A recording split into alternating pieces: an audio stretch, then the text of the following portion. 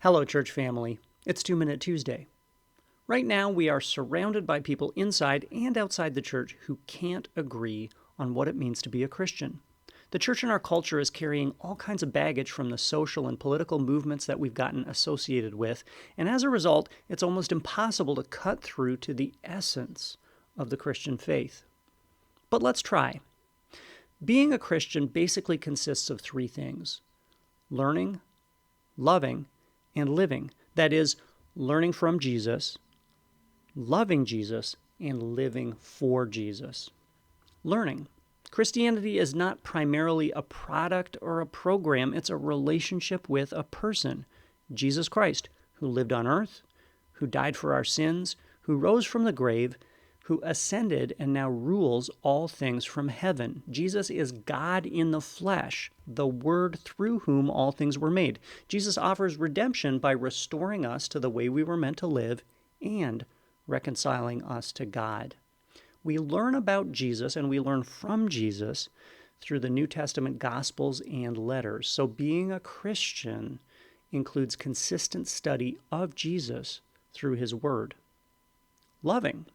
The point of learning from Jesus and learning about Jesus is entering into a love relationship with Jesus.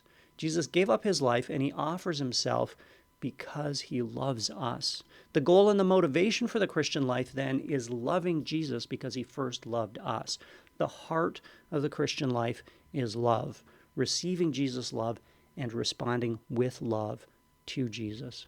Finally, living. When you enter into a relationship with Jesus, it changes your whole life. You can't know and love Jesus without having that love come to expression in life transformation.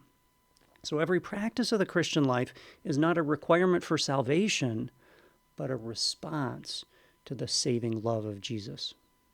In his first letter, the Apostle John summarizes the Christian life this way: "This is how God showed His love among us. He sent His one and only Son into the world that we might live through Him. This is love, not that we loved God, but that He loved us and sent His Son as an atoning sacrifice for our sins.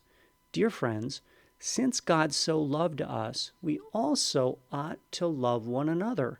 No one has ever seen God, but if we love one another, God lives in us, and His love is made complete in us." So, stop arguing about which political position or social movement is more Christian.